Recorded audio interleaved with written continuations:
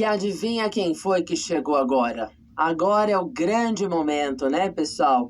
É o momento de falar daquela que a gente gosta tanto e atende tanto, que é a doença renal crônica. Que para mim, dentro da nefrourologia, talvez seja a doença mais importante, né? Porque é uma doença bastante complexa, com muitas facetas, com muitas coisas que a gente tem que cuidar. Então, eu espero que vocês entendam direitinho tudo que eu vou contar para vocês, porque a gente tem muito trabalho pela frente. Então, vamos começar definindo o que é a doença renal crônica. Se eu for pegar uma definição de livro, essa definição é uma doença que compromete mais de 50% dos néfrons e que tenha uma duração ou uma evolução superior a 2 ou 3 meses. Para mim, isso fica meio vago clinicamente, eu não sei muito bem como é que eu brinco com isso. Então, na verdade, vamos traduzir de uma forma mais singela e dizer que a doença renal crônica, na verdade, ela se traduz numa perda progressiva e irreversível do tecido renal funcional. Por quê? Porque, na verdade, eu tenho uma doença dentro do rim que determina a infiltração de células inflamatórias e fibrose. Então, o parênquima renal, a massa néfrica, o interstício vão sendo substituídos por inflamação e fibrose, e dessa forma a gente vai apagando esse rim cronicamente. Essa doença ela pode ser unilateral ou ela pode ser bilateral. Ela pode comprometer um ou ambos os rins. Mas todas as vezes, na verdade, que a gente compromete um rim só, como o outro vai ter sobrecarga de trabalho, a gente já deduz que a médio e longo prazo ele também seja envolvido por uma condição que é uma condição patológica. Em geral, o que a gente tem? Anormalidades que são anormalidades estruturais que acabam levando a alterações funcionais. Mas eu posso atender o indivíduo com doença renal que ainda só tem alteração estrutural e ainda não tem alteração funcional. Ela é insidiosa, ela pode se desenvolver ao longo de anos sem ninguém perceber o que está acontecendo. E a gente sabe que normalmente, quando a gente acaba diagnosticando, é tarde demais. Nosso diagnóstico da doença renal crônica ainda é um diagnóstico tardio. Por quê? Nossos grandes marcadores só se mostram para nós quando eu já tiver perdido mais do que 70% da massa néfrica. E na maior parte das vezes, não é quando o indivíduo tem alteração laboratorial que eu descubro. Eu acabo descobrindo quando, além da alteração laboratorial, ele já tem manifestação clínica. Ou seja, é um indivíduo que foi ficando azotêmico. Eu não peguei ele azotêmico porque muitos azotêmicos são assintomáticos. E eu pego esse indivíduo quando ele já é um indivíduo urêmico. Ou seja, ele já é um indivíduo com manifestações clínicas. A partir daí, eu sei que quando eu faço o diagnóstico, eu já comprometi mais de 80%, 90% da massa néfrica. Aí eu não tenho mais muita coisa para fazer.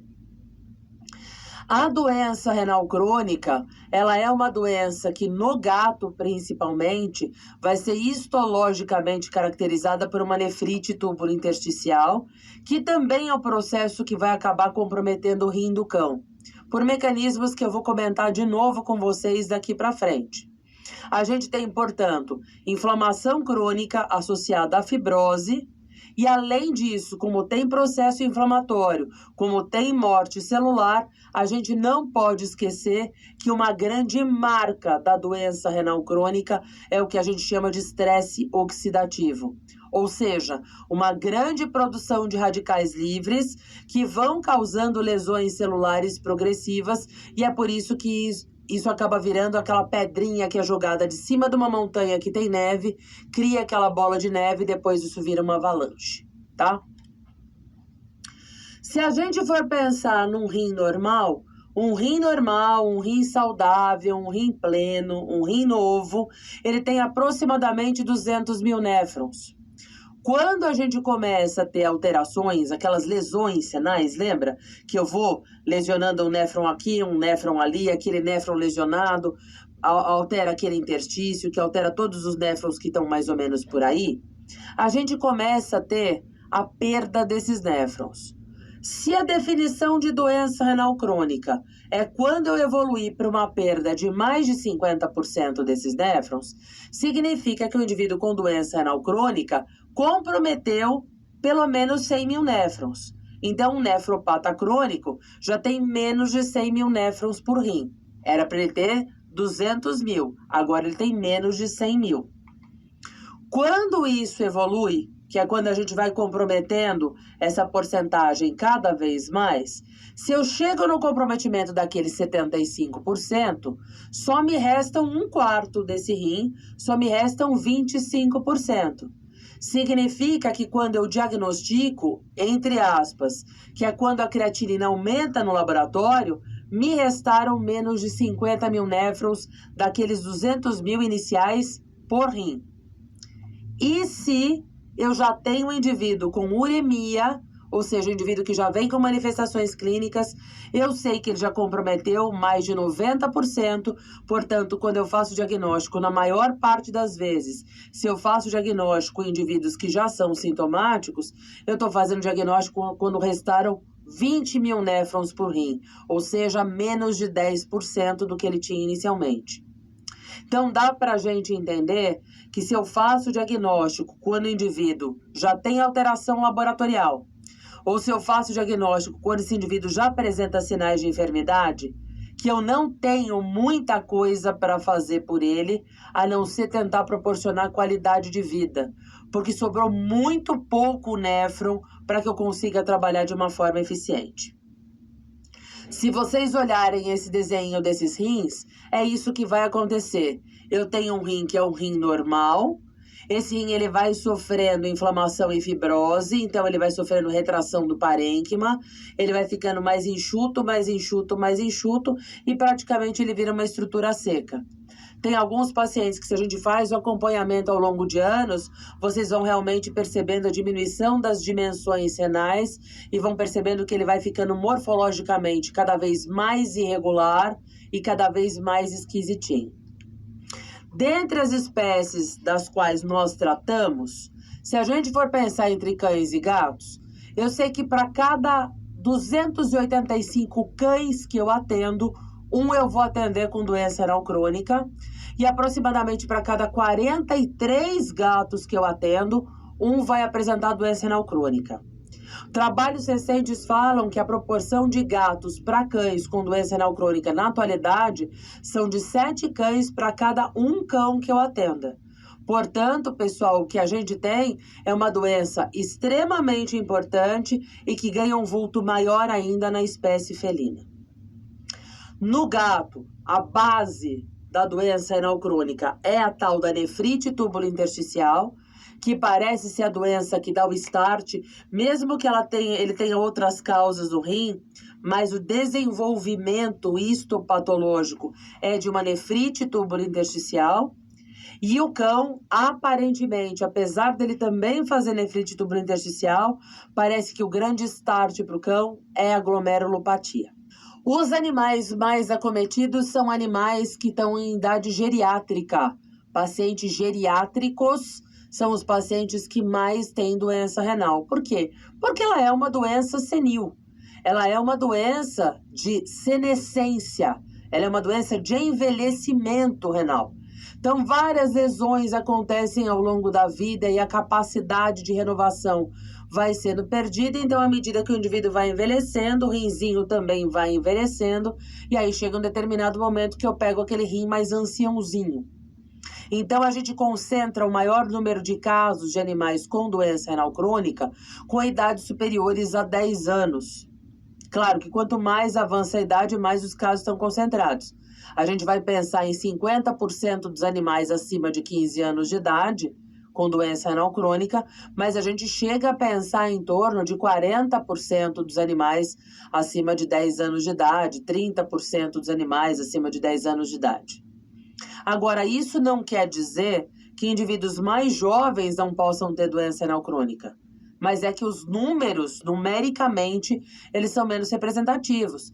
Mas eu posso ter pacientes, por exemplo, numa faixa de 4 a 7 anos de idade, que sejam aqueles indivíduos que nasceram com algum problema renal, que sofreram um acidente de carro, que fizeram uso de anti-inflamatórios, que tiveram um acidente com animal peçonhento, que tiveram hemoparasitose, que têm leishmaniose, que tiveram algum problema com ingestão de planta tóxica ou de metais pesados. Então, eu tenho aqueles pacientes que ao longo da vida também, até por conta de doenças renais que eles tenham desenvolvido, eles podem fazer um desenvolvimento mais precoce e antecipar esse envelhecimento renal.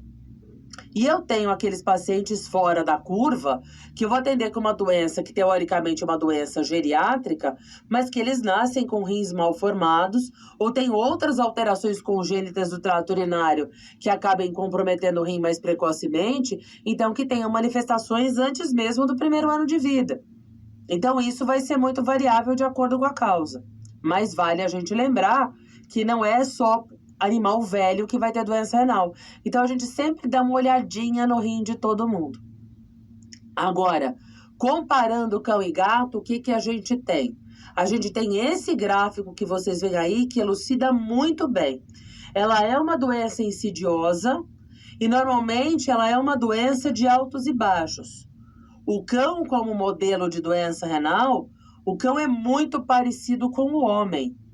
Então, o que o indivíduo tem? Ele faz a doença renal, ele vai evoluindo nessa curva de forma ascendente, do tipo a doença vai piorando, piorando, piorando, piorando, piorando. Ele não vem numa forma linear. O cão normalmente ele tende a fazer uma curva mais exponencial dessa doença renal. E no meio do caminho ele tem períodos de estabilidade e períodos de crise. Estabilidade, crise, estabilidade, crise. Então, o que é muito comum acontecer é que eu descubro a doença renal no cão porque ele fez uma determinada crise. Aí, depois dessa crise, a hora que ele estabiliza, eu percebo que ele efetivamente tem uma doença renal crônica. Aí, ele passa um tempo estável, aí ele faz uma crise, às vezes mais grave que aquela anterior. Quando ele recupera, ele não volta ao estado inicial, ele subiu mais um degrau. Passa um tempo de estabilidade, ele tem outra crise mais grave do que a anterior. Quando ele volta, a gente percebe que ele teve mais um prejuízo à função renal e assim ele vai progredindo. Então, o cão vai subindo degrauzinho por degrauzinho e assim ele vai. O gato, claro, veio ali daquele planeta de onde nasceu Yoda, é óbvio que ele vai se comportar de um jeito diferente.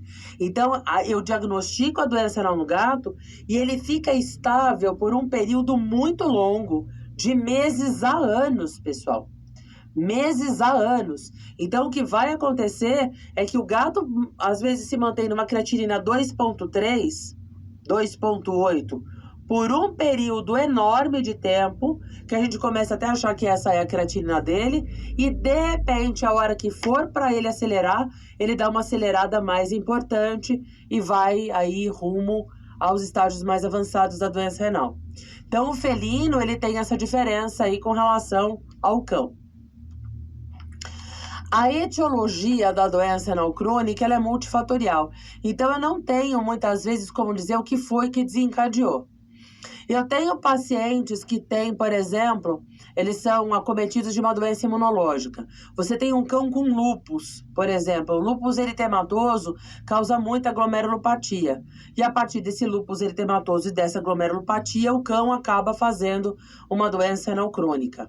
Eu tenho indivíduos que podem ter reações mais intensas à vacina com deposição de imunocomplexos. Né? Não é tão frequente esse tipo de reação vacinal, mas eu tenho indivíduos que têm reação vacinal e que fazem anemia hemolítica, que desenvolvem TIM. Eles podem desenvolver doenças glomerulares que cursem também inflamação e fibrose renal.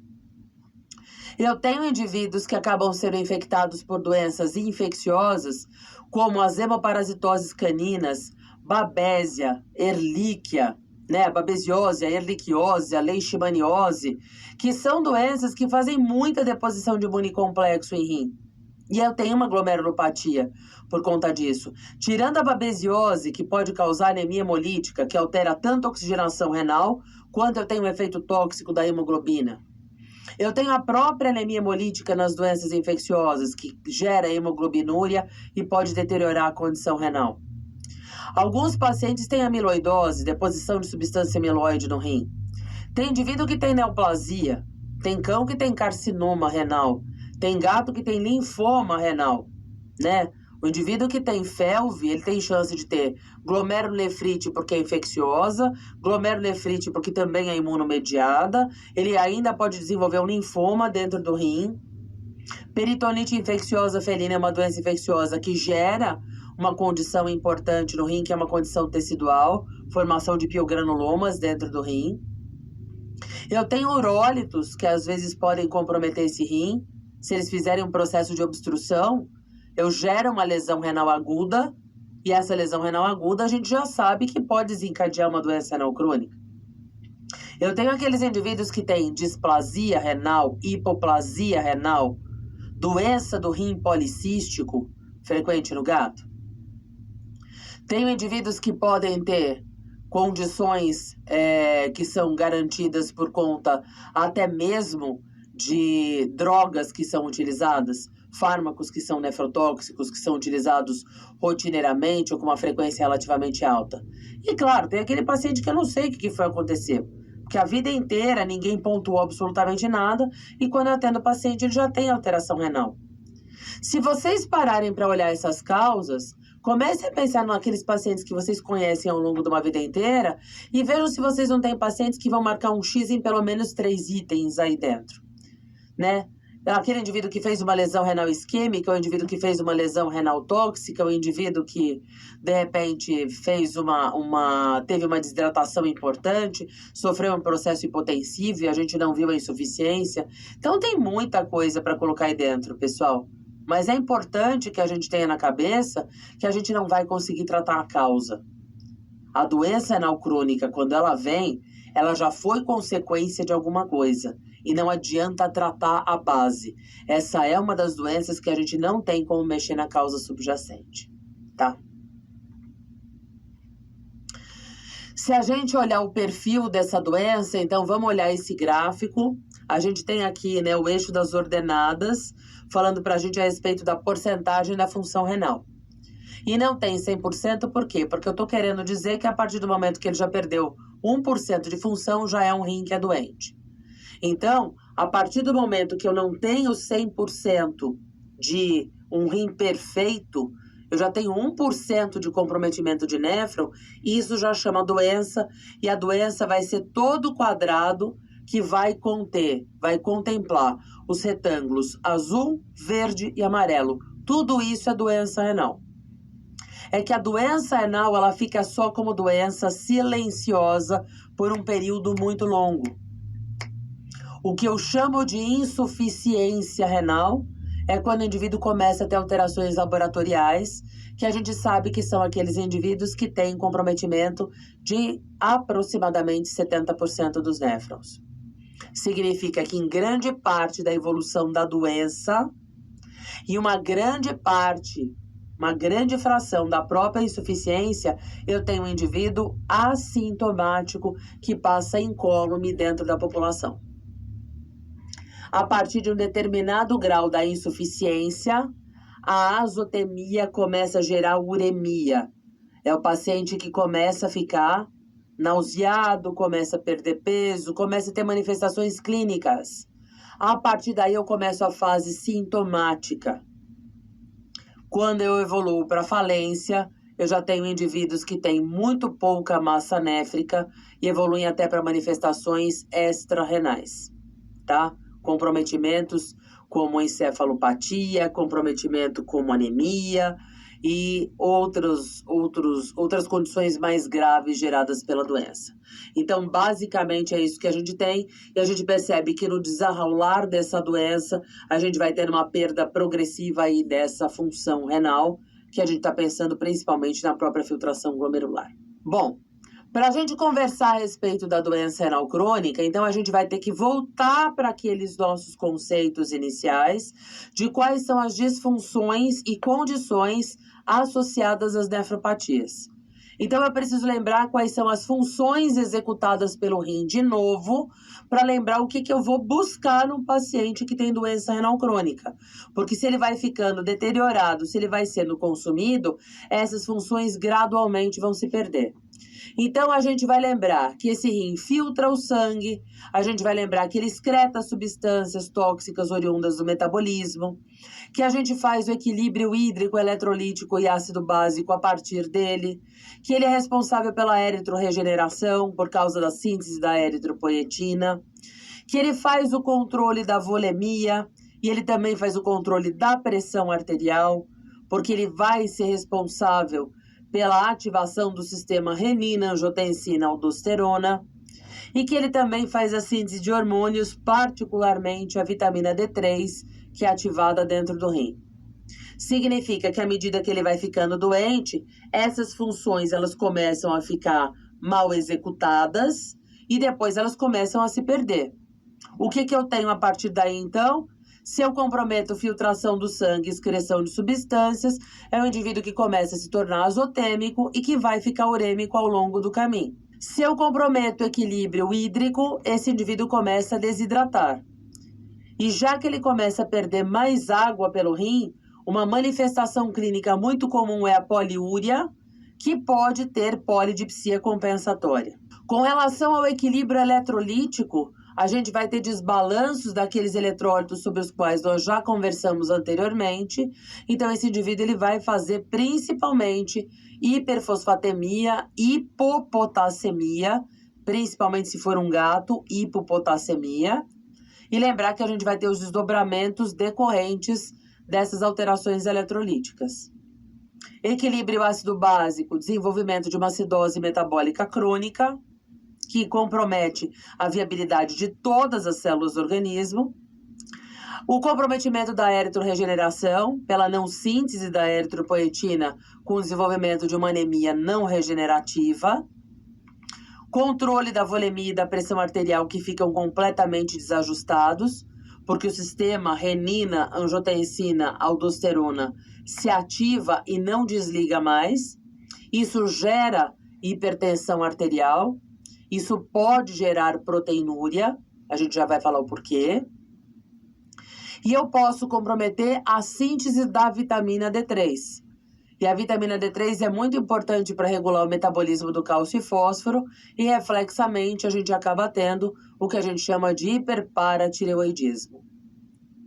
Por que esse tipo de slide é importante? Porque diagnosticar um indivíduo com doença renal crônica porque ele tem um rim feio e uma creatinina alta não significa absolutamente nada. O que eu preciso é verificar se ele já tem alteração com relação a todas essas funções executadas, porque eu preciso mexer em tudo isso. Eu preciso corrigir a anemia, controlar a pressão arterial, coibir a proteinúria, tratar o hiperparatiroidismo, regular a acidose, diminuir a hiperfosfatemia, suplementar o potássio, hidratar o paciente e diminuir o status urêmico. Senão eu estou fazendo tudo errado. E há muito tempo, pessoal, desde a pré-história, tratamento para doença renal crônica não é fluidoterapia crônica. Aliás, a gente quase nem mais faz fluidoterapia crônica nesses pacientes. Então, o que a gente precisa pensar é todo o resto que a gente tem que consertar para que esse organismo, pelo menos, tenha um pouco de viabilidade e vitalidade. Vamos pensar de novo na minha amiga creatinina. Olá, creatinina, que gráfico lindo que a gente tem aí, mostrando que ela é uma grandeza inversamente proporcional à taxa de filtração glomerular. A gente tem aí uma curva, né, exponencial. Então, eu sei que quanto maior a taxa de filtração glomerular, menor a creatinina que eu tenho na circulação, porque o rim dá conta de botar ela para fora. A partir do momento que a taxa de filtração glomerular comece a ficar reduzida, essa creatinina começa a aumentar. Então, vocês estão vendo a taxa de filtração diminuindo e a creatinina aumentando nesse sentido. Então, são grandezas inversamente proporcionais. Não posso me esquecer de alguns detalhes. Primeiro detalhe importante é que a creatinina aumenta quando eu tenho um comprometimento muito grande do rim. Então, voltando para aqueles 70%, 75% de comprometimento da massa néfrica, para eu começar a vislumbrar esse aumento da creatinina.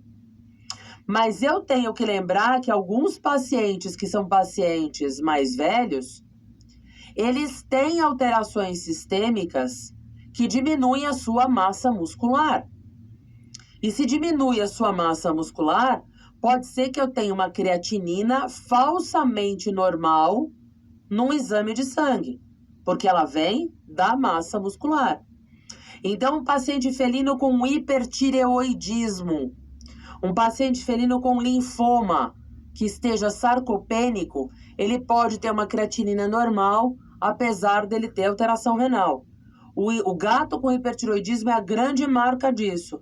Normalmente ele tem as duas doenças ao mesmo tempo, hipertireoidismo e doença renal crônica. Uma agrava a outra, mas a doença renal crônica ela vem mascarada porque ele está seco por causa do hipertireoidismo. No cão, a doença que mais faz isso com a gente é o hiperadrenocorticismo. Então, aquele cachorro que quase não tem massa muscular, pansudão, e que a gente vai verificar a creatinina dele tá normal. Mas, de repente, todos os outros exames que tem a ver com rim estão alterados, tá? Então, tomem cuidado com relação a isso. Agora, eu não sei se vocês têm na cabeça o motivo pelo qual essa creatinina só é lida tão tarde. Por que ela só é lida tão tarde? Porque a partir do momento que a gente começa a matar néfrons, que esses néfrons começam a ser combalidos do campo de combate, os que restam estão filtrando, respondendo ao que o coração está mandando ali para dentro. E dentro do próprio rim, a gente tem vários sensores para mostrar se essa filtração está de acordo com o volume que o coração está mandando. E a gente tem uma porção que coleta toda a urina que foi produzida por todos os néfrons. A região aí dos dutos coletores e a sua emergência ali na pelve renal. E eu tenho sensores que vão falar, ó, por todo o sangue que está chegando aqui não está filtrando tão bem, não.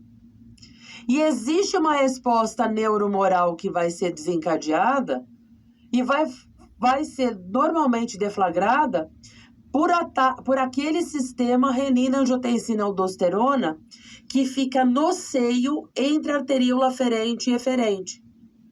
Vocês lembram que quando a gente tem o glomérulo, isso aqui é um glomérulo, a gente tem arteríola aferente e arteríola eferente.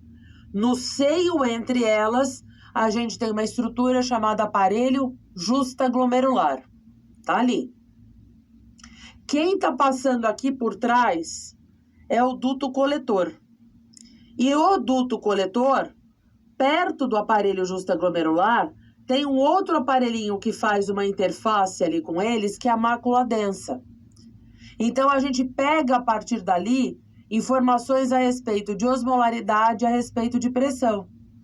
Então, vem uma informação direta para esse aparelho justaglomerular e ele começa a secretar renina, que vai determinar todas aquelas reações para a produção de angiotensina 1, angiotensina 2 e secreção de aldosterona.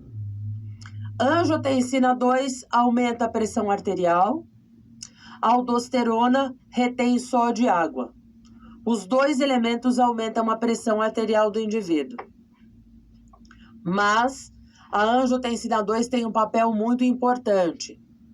Primeiro, além dela aumentar a pressão arterial para forçar a pressão do sangue que chega no rim, para fazer esse cara filtrar mais, isso já vai acontecer pelo próprio aumento da pressão arterial e o aumento da volemia determinado pela aldosterona, esse fluxo que chega mais no rim, ele tem que ter a filtração otimizada. Então, além da gente aumentar a pressão arterial e aumentar a volemia para chegar mais sangue no rim, para a mácula densa ficar contente e achar que a gente está produzindo urina de acordo com o que o coração está bombando, a gente ainda tem um outro efeito da angiotensina 2. Vamos pensar na arteríola aferente e eferente, ó. Eferente, eferente. Tá entrando mais sangue porque eu tenho mais pressão, porque eu tenho mais volume. A angiotensina 2, ela vai coibir o diâmetro da arteríola eferente. Ela é vasoconstritora na arteríola eferente. Então, o que acontece? Entra mais sangue no filtro, sai menos sangue do filtro. Eu aumento a pressão dentro dele e eu forço a filtração. E esse néfron todo, que está sendo submetido a esse estímulo, ele vai ter que dar conta dessa filtração excedente. Então, ele começa a hipertrofiar. O glomérulo hipertrofia, o túbulo hipertrofia, para que ele consiga fazer uma boa filtração e para que ele consiga dar conta de tudo aquilo que vai descendo filtrado, tá? Então, o que a gente tem, pessoal, vamos pensar num rim, que eu tenho vários filtros que não existem mais, vários filtros que deixaram de existir, e os que estão sobrando, por uma ação do sistema renina-angiotensina-aldosterona, sofrem um efeito hipertrófico e melhoram a sua capacidade funcional. Então, eles mantêm a creatinina normal. E é por isso que quando só me sobraram de 25% a 30%, é que a creatinina vai aumentar. Porque por mais hipertrofiados que eles estejam, eles já não conseguem dar conta de filtrar tudo que chega ali dentro. A esse efeito que a gente chama de supernefrons. E esses supernefrons sustentam, às vezes, essa função renal por anos a fio, com uma imagem alterada ultrassonograficamente, sem que a creatinina sofra impacto. Então, vocês podem ter certeza que esse paciente tem alterações estruturais bem importantes se a gente fizesse um histopatológico desse rim. E lembrar que a grande verdade que é colocada aí pra gente com relação a essa elaboração de uma resposta, que é uma resposta funcional para manter a homeostase do indivíduo, é proporcionada para mim pelo sistema mais maravilhoso do organismo, que é o sistema renina-angiotensina-aldosterona. Vocês estão vendo a foto de 2 rins, esse paciente é óbvio que morreu, né? Os 2 rins estão fora do paciente. Então, a gente tem 2 rins aí, que vocês percebem que estão alterados, sendo que um deles está bem pequeno. Lembra que eu falei que ele fica pequeno, ele fica irregular, ele fica retraído por causa da fibrose? É o que vocês veem no rim que está aí à direita de vocês. E o rim da esquerda, apesar de ele estar maior e ainda com formato de feijão, vocês já conseguem perceber que ele tem um contorno mais irregular. Então, ele também não é 100%. Esse paciente tinha uma creatinina normal. E a creatinina dele estava normal, tanto pelo efeito hipertrófico que a gente tem dos néfrons que sobram, como pelo fato de que esse paciente tinha uma doença sarcopeniante, que era um paciente que tinha um carcinoma pancreático. Vamos dar uma olhada no histopatológico do rim para vocês entenderem o efeito compensatório que eu falei. Vocês conseguem ver uma ilha central com os buracos gigantes, tá parecendo um queijo steppe, né? Que são túbulos hipertrofiados. Vocês até conseguem ver no meio um glomérulo muito bonito, floreado, que parece uma couve-flor. E a hora que vocês olham as 2 ilhas adjacentes, vocês percebem que só tem infiltrado inflamatório, que a gente nem consegue ver glomérulo, que a gente praticamente não vê túbulo, que são 2 áreas de atrofia. Essa área central, comandada pelo sistema renina-angiotensina-aldosterona, sofre essa hipertrofia compensatória. Então, é disso que eu estou falando. Portanto, gente, a gente está lidando com uma doença de diagnóstico tardio, porque quando a gente consegue detectar que existe uma doença renal pelos métodos tradicionais, a gente já perdeu mais de 70%, 75% da massa néfrica. Significa que, se eu for esperar por alteração laboratorial, eu já chego atrasada. E se eu for esperar por manifestações clínicas que ainda acontecem depois do aparecimento das alterações laboratoriais, aí eu tenho absoluta certeza que eu realmente cheguei com um delay. E aí, qual que é o grande problema? O grande problema, nós voltamos a ter, mais uma vez, aquela nossa medicina veterinária que esquece de ser preemptiva ou preventiva, aquela medicina veterinária que se antecipa, e eu sou aquela que fica esperando as coisas acontecerem. E eu vou começar a atender um paciente que vem, normalmente, já com manifestações clínicas. Quais são as manifestações clínicas do indivíduo que tem doença renal crônica? Se a gente pensar em tudo aquilo que eu falei para vocês, a gente vai lembrar que aquelas funções vão sendo perdidas e elas vão sendo perdidas passo a passo. Teoricamente, a primeira manifestação que a gente tem é poliúria, que pode vir ou não acompanhada de polidipsia. Malê, como assim? Tem aquele indivíduo que foi criado no planeta Terra, que é muito cristalino, que é muito simplão, que colabora muito com a gente, que é o cão, que vai ter poliúria e polidipsia compensatória de cara, porque o cão começou a perder mais, compensatoriamente ele deflagra todos os sistemas compensatórios e ele vai ter uma sede de acordo. E ele não vai ter vergonha de beber, porque ele foi programado para beber água. É aquele cachorro que vai beber muita água, vai beber água do pote, vai beber água da privada, vai beber água do bidê, vai colocar a boca no vaso da sala. É aquele cachorro que não vai ter cerimônia para mostrar que ele sente sede. Fica muito nítido. No gato, a poliúria também acontece cedo. É que ela passa despercebida e talvez até pelo fato dele fazer a urina numa caixa sanitária que tem areia. Pode ser que um tutor mais observador perceba que está gastando um pouco mais do granulado sanitário. Agora, perceber o gato bebendo muita água não é todo mundo que vai perceber, porque o gato é um indivíduo insensível à sede. Então, para ele deflagrar a sede secundária à poliúria, ele faz isso de uma forma mais retardada, quando a densidade urinária dele sofreu um prejuízo maior. Mas, teoricamente, via de regra, primeira manifestação clínica é poliúria e polidipsia.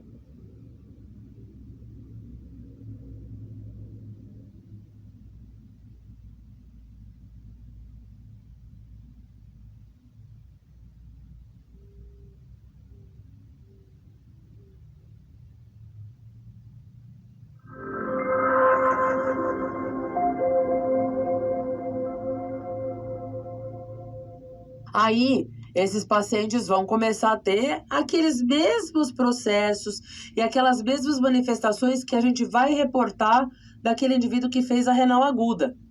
Só que, claro, isso aqui se manifesta nele de uma forma um pouco mais lenta. Então, é um indivíduo que começa a ficar mais desidratado, mas a desidratação, ela não é uma desidratação aguda, então ela passa despercebida pelo tutor. Mas se esse paciente vier à consulta e a gente examinar esse paciente, eu percebo que ele está desidratado. Ele vai ter um turgor de pele aumentado, ele vai ter uma mucosa mais ressequida, ele vai ter um olho mais fundo. São pacientes que começam a perder peso, são pacientes que começam a ter alterações do apetite, começam a diminuir um pouco a sua atividade, eles começam a ficar um pouco mais apáticos. São indivíduos que às vezes podem vomitar, podem ser trazidos com manifestações de quadros hipertensivos, podem apresentar, inclusive, já manifestações urêmicas propriamente ditas, como uma litose urêmica, e alguns indivíduos até podem trazer úlceras orais, se eles vêm em crise. E normalmente eles vêm em crise, muitas vezes, não é porque eles fizeram uma crise aguda. Pode acontecer aquela crise aguda dentro da doença renal. Mas às vezes ela foi progredindo, até que ele chegou naquele patamar que realmente a azotemia se transforma em uremia e o indivíduo não consegue mais compensar. O grande problema que a gente tem é que quando a gente tem o paciente com todas essas manifestações, ele já está no estágio avançado. Né? Ele já não está naquele estágio inicial, porque ele já tem alterações laboratoriais e alterações laboratoriais que já chegaram num patamar dele ter manifestações clínicas. Inclusive, eventualmente, até com aqueles processos ulcerativos que geram aqueles quadros que a gente tem gastroentéricos. Qual é o problema disso? Eu vou fazer o mesmo tratamento que eu faço para uma renal aguda, às vezes. Eu vou fazer fluidoterapia, vou hidratar o paciente, vou fazer medicamentos para controlar o vômito, a hiperacidez, blá, blá, blá. Só que o problema é que se eu vislumbrar a perspectiva desse tipo de quadro, numa doença renal crônica, em que eu já atendo paciente urêmico, pessoal, eu não tenho muito a fazer por ele. Eu tapo o sol com a peneira. Cheguei tarde demais. Porque a única coisa que eu consigo fazer é tentar, e vamos ver se a gente vai conseguir, tentar fazer ele se sentir bem. Então, é garantir todo aquele tratamento para compensar o paciente. Reidratar, diminuir as perdas, nutrir o paciente, etc, etc, etc. Mas que eu consigo aumentar o tempo de sobrevida dele, eu não consigo. Agora ele já tem uma data de morte marcada. Eu consigo fazer com que ele viva bem os dias, mas eu não consigo mais prometer que ele vai viver anos a fio, que eu vou reverter o processo com alguma terapia miraculosa. Porque para isso acontecer, ele já tem aproximadamente 80, 90% de perda. É aí que a gente faz aquele diagnóstico tardio que eu falei para vocês no primeiro slide. Então vamos tentar antecipar. Então foi daí que veio aquela ansiedade, a galera estudando biomarcadores, que biomarcador aparece, que não aparece, Paraná, e veio a história da SDMA aí na cabeça da gente. E lembra que a SDMA foi uma proposta para que a gente conseguisse antecipar o diagnóstico em 8 meses, depois eles falaram 17 meses, depois eles falaram até 48 meses. Significa que se ela desse certo, eu conseguiria descobrir uma doença renal quando tivesse 30% de perda néfrica ao invés de 70%. E aí esse diagnóstico precoce me favoreceria começar a tratar o paciente mais cedo, executando o que a gente chama de nefroproteção, que seria manter a viabilidade e a sanidade daqueles néfrons que ainda não estavam envolvidos no processo. Só que a gente já descobriu que isso não está dando muito certo. Por quê? Porque a SDMA não corresponde às nossas expectativas para doença crônica. Mas caramba, Malê, eu precisava antecipar o diagnóstico. O que eu faço então? Se a SDMA não me ajuda, o que eu faço para antecipar esse diagnóstico, minha gente? A gente vai ter que lembrar que na nossa corrida contra o tempo, para fazer essa antecipação, talvez eu precise lembrar da definição da doença que eu te dei no primeiro slide. No primeiro slide, o que foi que eu falei para vocês?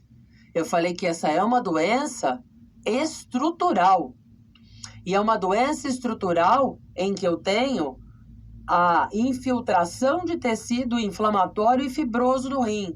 Significa que o primeiro exame que vê isso, ou é uma biópsia do rim, que é claro que a gente não vai sair fazendo a torta direita, ou é o diagnóstico por imagem que a gente faz pela ultrassonografia.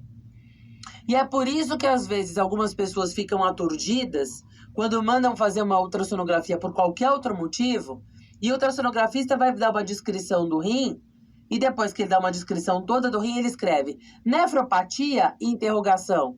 E aí a pessoa fala, esses ultrassonografistas fazem Ctrl+C, Ctrl+V. Aí, porque é um copia e cola sem fim. Porque esse gato não tem nada, esse cachorro não tem nada. Eu fiz todos os exames são normais. Pessoal, alteração estrutural, alteração tecidual, alteração morfológica antecede toda e qualquer alteração, seja ela laboratorial, seja ela clínica. Então, é a ultrassonografia o nosso exame de triagem. E para vocês terem uma ideia, eu conversei até com a Fernanda Morim, a gente troca muita ideia nesse sentido. A gente tem pego pacientes com 1, 2, 3 anos de idade, já com alterações estruturais importantes na ultrassonografia. E aí a gente só fica esperando a coisa acontecer e já começa a conduzir esse paciente como paciente estágio 1, tá? Um detalhe que é importante é que a partir do momento que eu pego uma ultrassonografia ruim, agora a gente também vai começar a pesquisar as outras coisas. Então, é claro, eu vejo uma ultrassonografia ruim, eu já dou uma olhada como está a creatinina. E um cara que eu nunca deixo de lado é a densidade urinária. Sabe por quê? Porque se eu falei que a primeira manifestação clínica é poliúria e polidipsia, quem primeiro vai sofrer impacto no laboratório, quem que é? A densidade. Só que deixa eu contar uma coisa, a gente avalia isso errado. Porque a gente fica esperando no momento que ela fica abaixo do normal. Porque eu tenho valores de referência no laboratório. Valores de referência que vêm a partir de trabalhos que falam para mim que uma densidade urinária que não satisfaz, né, que já é uma marca da doença renal crônica, para o cão é uma densidade abaixo de 1,030 e para o gato uma densidade urinária abaixo de 1,035. Tudo bem, eu concordo. Você pegar um cão com uma densidade abaixo de 1,030 e um gato com uma densidade abaixo de 1,035, eu vou ter certeza que eles não estão concentrando tão bem. Principalmente porque a gente não vai pegar tão perto, né? A gente já vai pegar 1,020, 1,025, 1,028. Concordo. Mas posso contar um segredo para vocês? E vocês espalham a fofoca? Faz a ultrassonografia do paciente. vê que tem alteração estrutural. Faz o exame de urina, vê qual é a densidade que o paciente tem ali. Se ele não tem nenhuma outra alteração, a gente vai começar a avaliar esse paciente a cada 6 meses. Verifiquem se de um exame para o outro, apesar da gente manter uma densidade normal, se ela não vem baixando progressivamente. É assim que a gente faz o controle de um paciente, o acompanhamento de um paciente. Porque ele ainda pode não ter batido o gongo do laboratório. Mas se no exame ele tem uma densidade de 1,050, no outro ele tem 1,046, no outro ele tem 1,042, no próximo ele tem 1,038, ele pode não ter batido no 1,035, mas de 6 em 6 meses ele está descendo degraus dessa densidade. Já está tendo a perda da função. Isso ele não vai perder de uma hora para outra. E um detalhe que é importante, outro segredo para contar para vocês, hein? Se vocês pensarem num gato, apesar do laboratório dar pra gente valor de referência de 1,035, quem trabalha com gato já começa a olhar com uma certa estranheza o indivíduo com uma densidade que começa a ficar abaixo de 1,040. Normalmente ele tem uma urina com uma densidade acima de 1,050. Quando ele bate abaixo de 1,040, pode não ter chegado no 1,035. A gente já começa a olhar com aquela cara estranha e falar, upa, eu acho que tem um trem se desenvolvendo aqui que logo, logo vai dar dor de cabeça. Então fiquem de olho, porque não dá para confiar na SDMA, mas a gente tem outras formas de ir acompanhando esse paciente e antecipando o diagnóstico. A ultrassonografia, para mim, é soberana e acompanhada aí da avaliação seriada da densidade urinária. Para mostrar para vocês o que a gente tem na ultrassonografia, né? O que a ultrassonografia ela vai ver? Ela vai ver o contorno, ela vai ver a arquitetura, ela vai ver as ecogenicidades dentro do rim. E, gente, se tiver um Doppler, a gente vê a vascularização. O que ela vai dizer para mim? Eu acho muito importante quando o ultrassonografista fala para mim a respeito da relação córtico-medular. Perda da definição córtico-medular, perda da arquitetura córtico-medular, porque eu sei que tem ecogenicidades que estão diferentes e tem uma camada que está se sobrepondo à outra. Então, espessamento da cortical, adelgaçamento da medular, isso para mim chama muita atenção. E tem ultrassonografistas que são tão queridos que eles medem a cortical, medem a medular e falam para mim se essa relação está mantida em 1:1. Uma relação córtico-medular 1:1, ok. Quando essa relação ela começa a sofrer desbalanços importantes, eu sei que a gente já tem uma alteração estrutural boa. A outra coisa é falar do contorno. Deem uma olhada nos contornos desses rins que eu coloquei para vocês. O melhor contorno é desse rim que está aqui no canto inferior à esquerda, que está medido de ponta a ponta. Todos os outros têm alteração de contorno, eles estão mais irregulares, né? Então a definição, a alteração do contorno, ela chama atenção. Fibrose e retração do parênquima. Ecogenicidade, né? Fibrose deixa a estrutura mais ecogênica. Então, o aumento da ecogenicidade chama atenção. Só tem que tomar um pouco de cuidado, pessoal. Tem que tomar um pouco de cuidado, porque o gato ele pode ter uma hiperecogenicidade aí da cortical. Porque o gato tem muita gordura renal. E essa gordura renal ela pode aumentar essa ecogenicidade na cortical. Então, tem que tomar um pouquinho de cuidado, porque só o aumento da ecogenicidade da cortical não significa nada. Pode ser uma falsa leitura por causa da matéria gorda ali. Eu tenho que ter um compilado de coisas, não é uma única definição. E se esse indivíduo observa uma neoplasia, como vocês têm nesse quadradinho que está aqui no meio, lá embaixo da imagem de eu fazendo a ultrassonografia, a gente já viu que tem, por exemplo, uma lesão dentro do rim. Né? Esse daqui é um rim de um poodle apresentando um carcinoma renal, uma neoplasia renal. E lá em cima, vocês veem a presença de cistos dentro do rim. Então, o cão com nefropatia crônica, é muito comum que ele faça cistos intrarrenais da mesma forma como o indivíduo humano. Né? Porque a gente começa a corromper aqueles túbulos e a gente começa a formar coleções císticas dentro do rim. Então, o indivíduo humano, o indivíduo canino na doença renal crônica, eles têm muitos cistos intrarrenais. O gato também pode ter, mas às vezes os cistos são diminutos e não são tão relatados. Então, a gente tem que lembrar disso também. Se a gente tiver um Doppler, a gente joga a circulação dentro desse rim, você consegue ver se ele está perfundindo bem ou se ele está perfundindo mal. Quem perfunde mal, e não tem nenhuma alteração cardiovascular, né? Mas quem perfunde mal é porque tem resistência à vascularização. Então, isso também é um indício importante aí da doença renal crônica. Vamos pensar agora com relação aos exames de sangue, né? Ao uso que a gente vai fazer do laboratório para fazer a avaliação desses pacientes. A gente colhe sangue como amostra biológica para fazer a avaliação do hemograma, fazer a avaliação de uma bioquímica sérica, uma bioquímica eletrolítica e, como a gente já comentou anteriormente, quando possível, uma hemogasometria. Inicialmente, quando eu tenho um paciente que eu tenho a suspeita de doença renal, se é um paciente assintomático, se é um paciente que só fez uma avaliação ultrassonográfica, viu alguma coisa, vocês podem optar por começar fazendo uma pequena triagem, já fazendo o combo inteiro. Acaba saindo muito mais em conta nos laboratórios na atualidade quando a gente faz esses combos, né? Eu vou fazer um perfil renal 1, vou fazer um perfil renal 2, vou fazer um perfil renal infeccioso.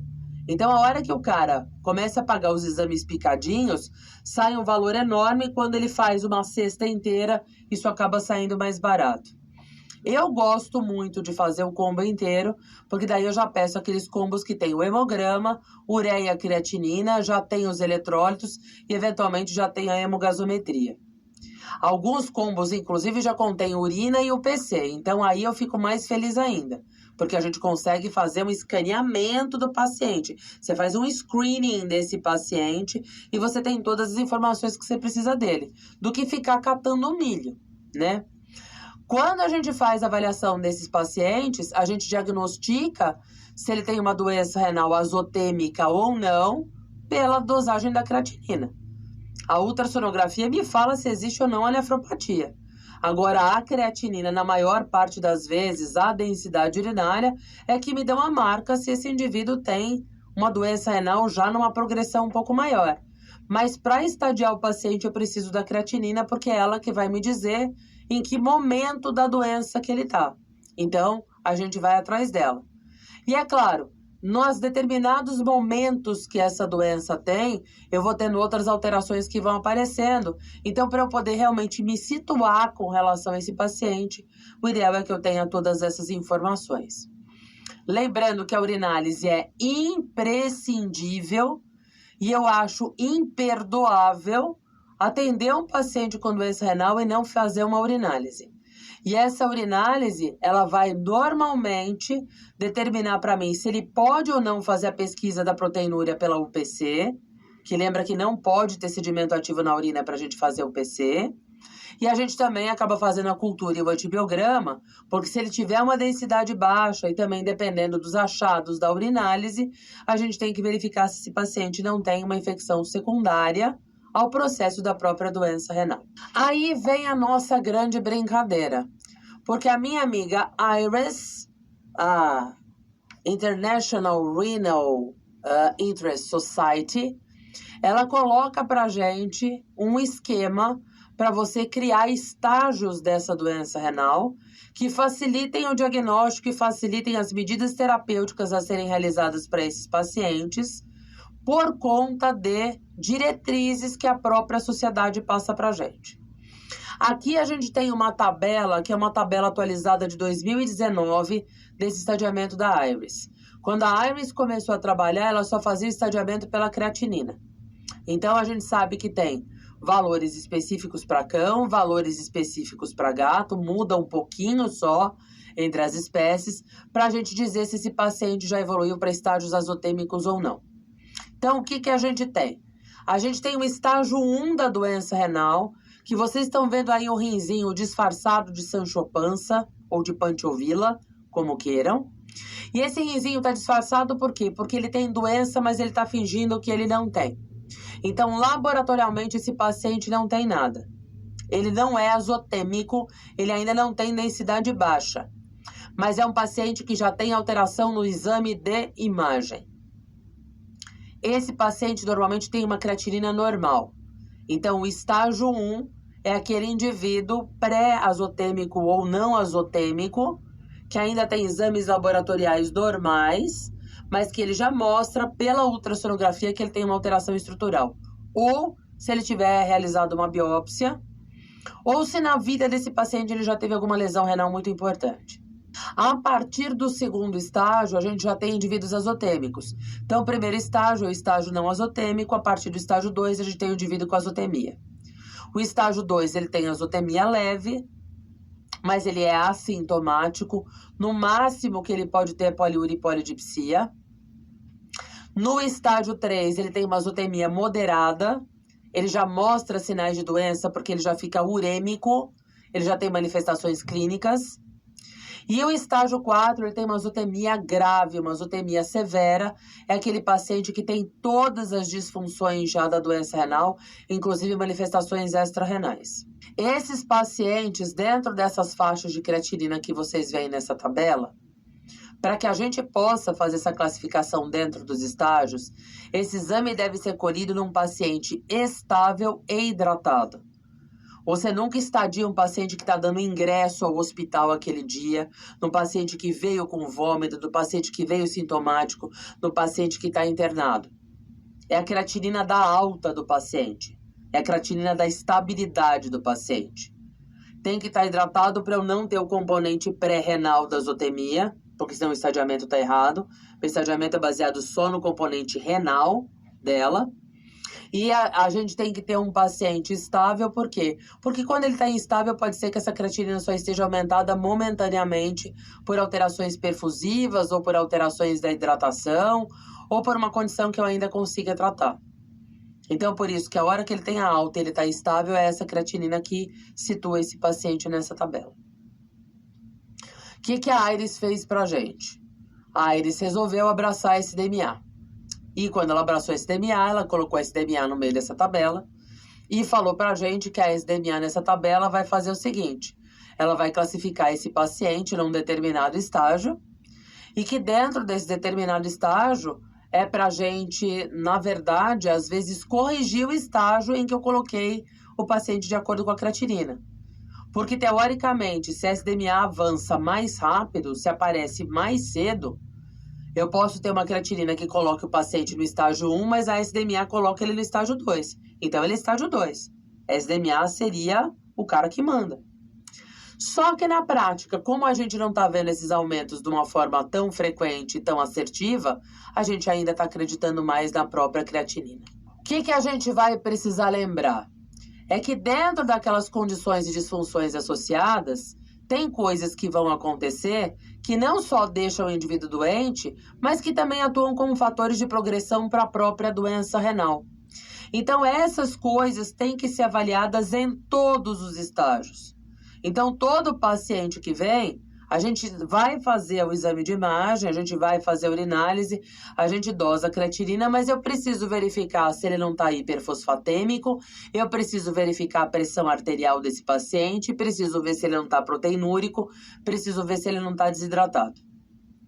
Hipertensão arterial e proteinúria podem acontecer a partir do primeiro estágio da doença renal.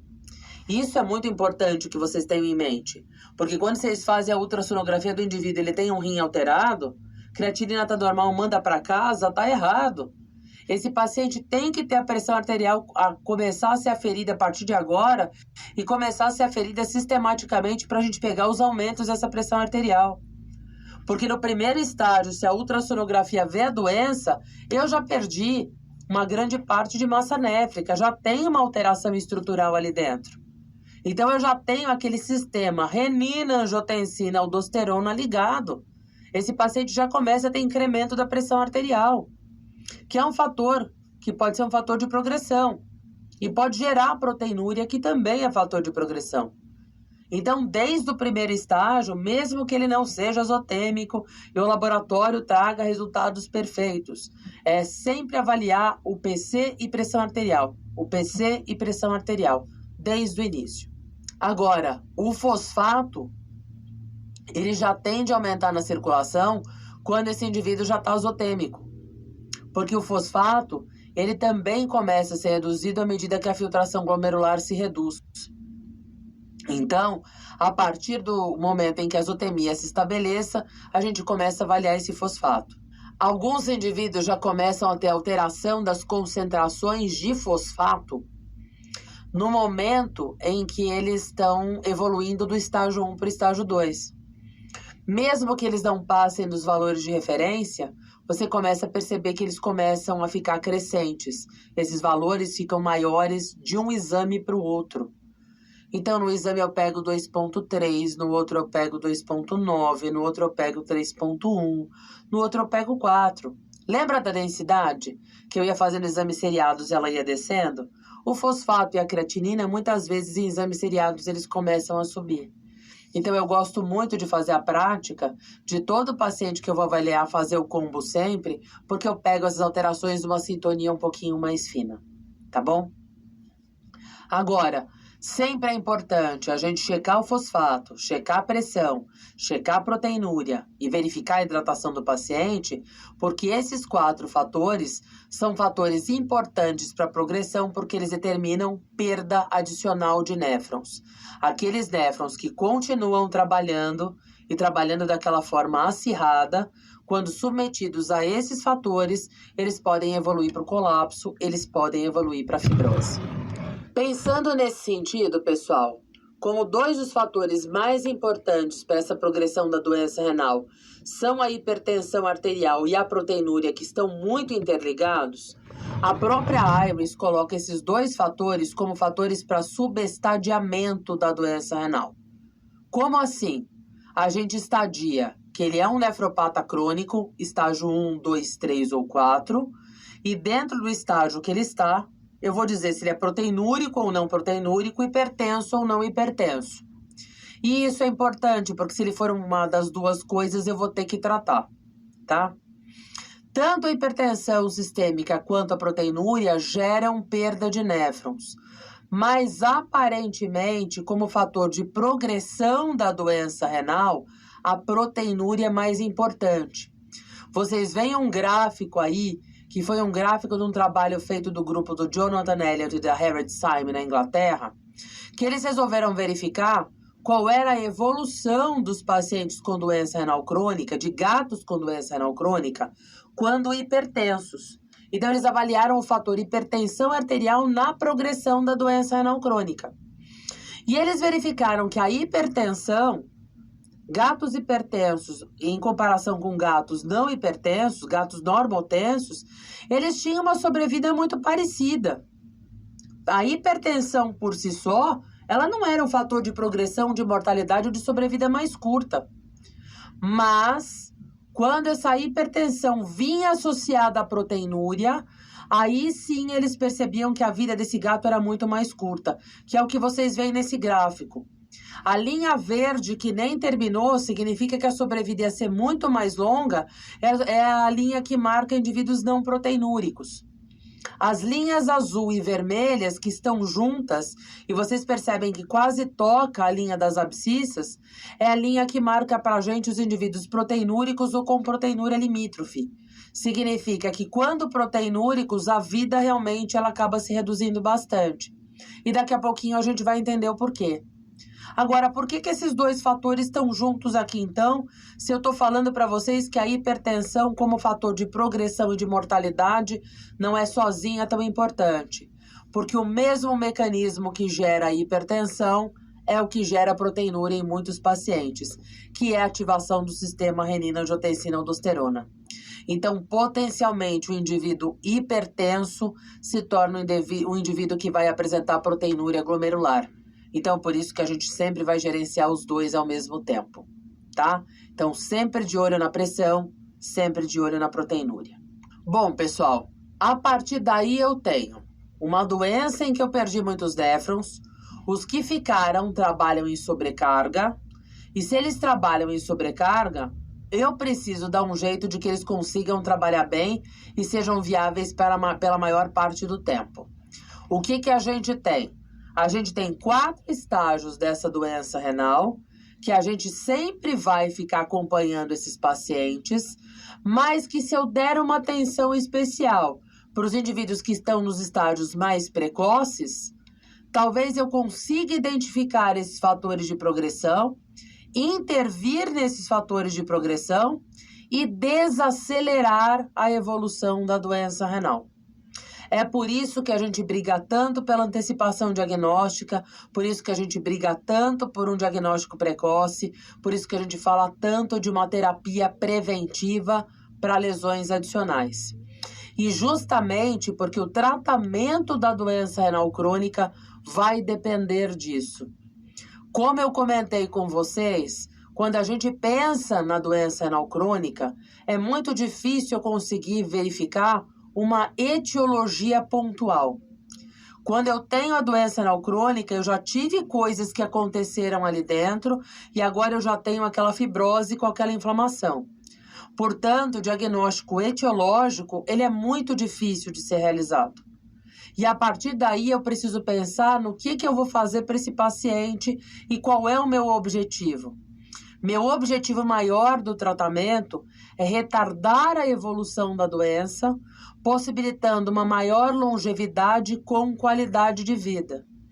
Como eu não mexo na causa, eu preciso mexer nas consequências, que é o que a gente chama de tratamento sintomático, que é verificar aquelas condições associadas e tratando uma a uma, anemia, hiperfosfatemia, hipopotassemia e assim por diante, e tentar realizar uma coisa que a gente chama de nefro ou renoproteção, que é proteger os néfrons que ainda não sucumbiram de lesão adicional, lembrando que eles trabalham sob muito estresse, gerando muitos radicais livres e, portanto, eu preciso diminuir a chance do colapso desses néfrons e da fibrose, da inflamação naquele tecido que está adjacente ali a eles. Então, meu objetivo vai ser esse. Eu não trato a causa, mas eu trato os efeitos e eu tento evitar o dano adicional. Dessa forma, eu sei que eu consigo oferecer uma qualidade de dia boa e se eu me antecipo no diagnóstico naqueles 2 primeiros estágios, eu aumento a quantidade de dias aí desse paciente.